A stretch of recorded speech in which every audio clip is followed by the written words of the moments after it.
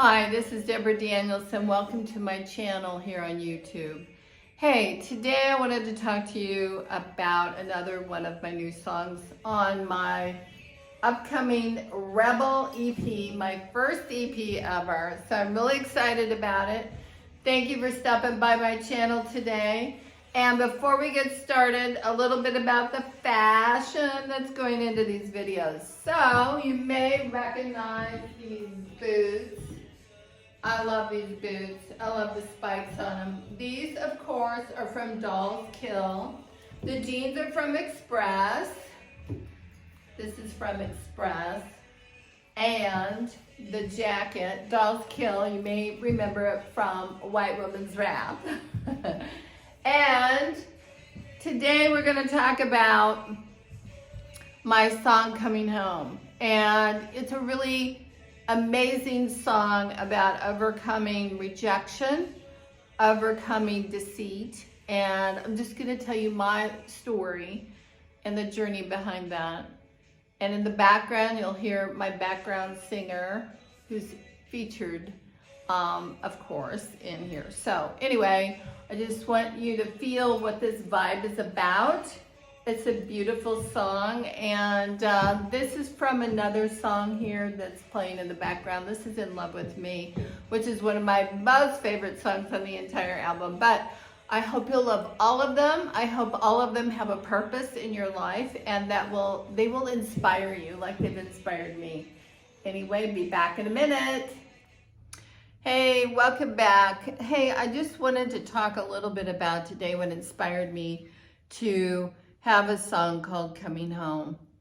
I moved away from my house and everything. I just literally closed it up because my dad had passed away. And I had not lost anybody that close to me before in my life. I'd also gone through a divorce at the same time. And it was just a combination of things that were going on in my life. And I felt like it would just benefit me to seal the house up, move away. So at the time, I was dating somebody who said they wanted to marry me, and we had been getting along so fantastically that I couldn't imagine anything else. But you know, I just really felt compelled that I needed to stretch out in life and move on and realize a few things before it was too late, you know, some dreams. So I moved to Seattle. It was so beautiful. It was like every day I woke up, I was on vacation. I mean, what's not to love in Seattle, for God's sake? You got Puget Sound, you got fantastic food, you got great music.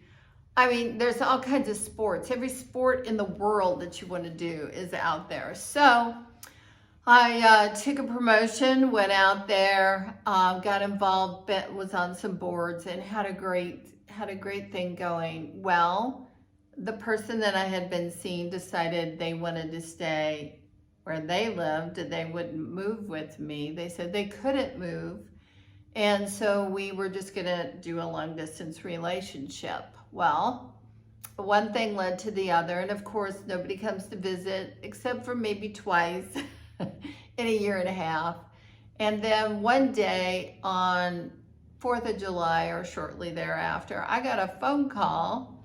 And basically it was an announcement saying, oh, well, I found somebody else now, so you're free to go do your own thing. Oh, okay. Great. You know, so I had gone to Seattle to kind of get over the death of my father and to, you know, be kind of realistic about all of everything and how my life had changed drastically, right? So long story short, about 5 months went by, and then I started getting phone calls, random phone calls from this person who had broken up with me and saying, you know, I want you to come home. I miss you. And you know, a person like me just can't be single forever. So if you're really serious, you better come home. Come home now. Come home, I need you now. So these phone calls would come in the middle of the night. They would come randomly in the day. I would get a random text message here and there out of the blue. And so I'm like, wow. So we talked on the phone a couple of times and I thought it was legit. So got everything lined up, moved everything, got a van, put everything in there, and drove for 3 days like a maniac. Had to wait for the snow to clear over the mountain passes to get through. And I drove all the way back with all that stuff, pulled up to the house, his house, to let him know I was there. And a shock on the face. Never admitted that, you know, he ever thought I was going to come back. I could see that, right? And then all of a sudden, you know, he hugs me, tells me, oh, it's so good to see you, and wow, blah, blah, blah, catching up. And then all of a sudden looks at his watch. Oh, you've got to go. Oh, why? You know, oh, I have company coming. I said, oh, great. We'll have a party. Oh, no. The company was, I guess, my replacement.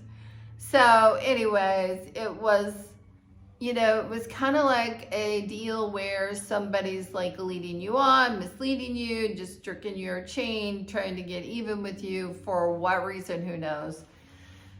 So that was the end of that. I got in my car, or truck at that point, and brought everything back and moved home. And, you know, things work out the way things work out for your own good. And I really believe that God was shutting that door so that I could meet the most amazing man in the world, who I'm married to now, who I adore. And we have such a wonderful time. We enjoy things together. And, you know, I just could not imagine being without him. And I just think, even though that was heartbreaking, and even though it was just devastating that somebody would do something like that to another person, I just really couldn't believe it. And he made me feel like it was my fault.